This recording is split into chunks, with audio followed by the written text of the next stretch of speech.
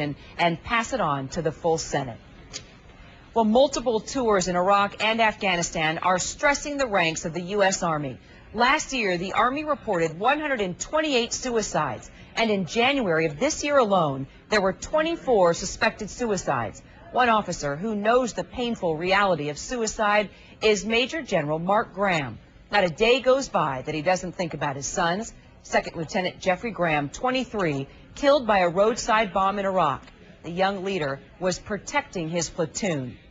But this is where the pain intensifies even more for General Graham, because he lost his youngest son first. Kevin Graham, 21, a top ROTC student at the University of Kentucky, hanged himself June 21st, 2003. No one knew that he was depressed, and for him, the enemies within were worse than those on any battlefield. His dad, Major General Mark Graham, joins me live from Colorado Springs. Sir, good to see you. Hi, Kyra. Thanks for asking me. Well, I know this is tough for you to talk about, but boy, when you do, people listen, and you've done amazing things to draw attention to the issue of this, an issue that we're seeing getting bigger and bigger by the day. And I just want to go back for a moment, if you don't mind. And there's a picture within your family album that I think about. It moves me. I think it's going to touch everybody out there that understands just what it takes to be a military father. And that's your boys pinning you when you were becoming major. What do you remember about that day, about your relationship with your boys, and how they interacted with you and just loved you and respected you so much? Well, I remember that day I didn't really want to do a promotion ceremony. You know, oftentimes we like to just get promoted quietly and keep serving. But I remember my boss was adamant about it, that the family would be there as well. So we did the promotion, and I took my jacket off and knelt down, and my boys each pinned me. Our daughter was a little girl at the time, Melanie. And I just remember those times with the kids and how wonderful times we had with our boys and also with our daughter. We used to do a lot together. Oftentimes I would say, you know, gosh, aren't we kind of going overboard with some of these events? And my wife, Carol, would oftentimes say, you know, if it's worth doing, it's worth overdoing. We would do a lot. And, of course, now we don't regret any of the things we did with our kids. And we're a very close family and spent many times with them. Instead of doing other things, we did family things instead. You did. You did a lot of that. And, you know, Kevin was young. He was strong. He was the top ROTC cadet. Did you know that he was struggling with depression this badly? We knew he was struggling with depression. We knew he was on medication. He went on medication, we think, that fall of 2002, and he was on Prozac, and we knew he was struggling with depression. But I will tell you, we did not know depression could kill you. We did not know you could die from depression. And suicide, of course, is the result. Kevin came off his medication, we understand, prior to this happening, and it's important for people to know that sometimes depression medications take weeks before they actually start working.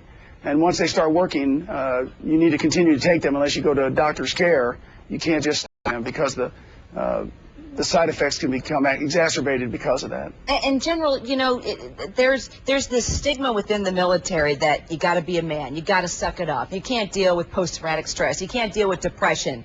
And you probably dealt with a lot of that as you were coming up through the military. Now that you have seen how this affects the young men and women and your son, what do you tell the military about that attitude of got to be tough, got to suck it up, don't deal with this stuff? Well, a few things.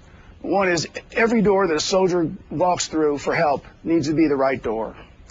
When a soldier goes and asks for help, they need to go to a door that's open to them and that they can get help.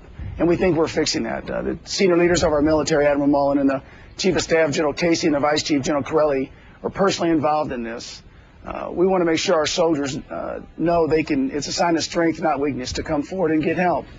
But, you know, we train our soldiers to be hard, to be tough for a fight because their life depends on it. So we do that. We also train them to help those fellow soldiers that are hurt or wounded.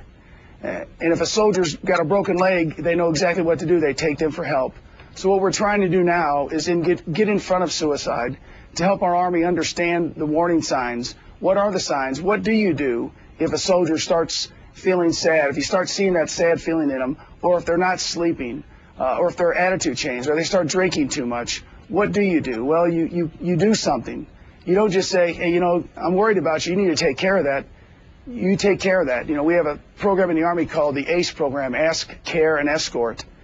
Ask soldiers. Many times people years ago, and part of the national stigma, I think, bigger than the Army, is, you know, don't talk about suicide because it might lead someone to do that. Well, people that die by suicide, you need to ask the question, are you thinking of harming yourself or someone else? Are you thinking of killing yourself and dying by suicide? And if they respond that they're thinking about that or they've thought about that, you need to care for them, listen to them, let them talk to you, and then escort them. Don't recommend they see someone. Physically go with them. Say, let me go with you. Let me take you to get some help and be with them. We do the buddy system in the Army for so many things. We need to continue to do it here. But we've got to get left of suicide. We've got to get to before suicide occurs. Know the warning signs, just like you do with anything else in the Army. If somebody's hurting, if somebody gets injured or hurt, you take them for care. We need to help our soldiers and our leaders understand what are those signs so that we can take them for care. And I know all of this has definitely not only changed your life forever, but also your leadership style. I know that you've talked about it's made you more compassionate. And, sir, I appreciate you being so direct and sharing the advice for our viewers. And I don't want to forget, as we talk about Kevin and remember what you've learned, I also would like to lift up Jeff as well. Your son Jeff was killed due to a roadside bomb when that exploded in Iraq. He actually died saving his platoon. So we remember both your sons, and we salute you for your efforts. And I appreciate so much your time, Major General Mark Graham. Well, thank you, Karen. And the General and I are going to be in Washington actually next week for an event hosted by an incredible group called TAPS. They actually assist military members and their families as they deal with the death of a loved one, whether it's suicide or death in combat. And we're putting up TAPS web address and phone number for you. The website is taps.org and the number 1-800-959 TAPS. There's always someone at that number around the clock to help you with anything that you are dealing with and support you. You can also get involved with being a mentor, which is exactly what General Graham is doing. He actually spends time mentoring young men who have lost a loved one in combat. Well, growing outrage over the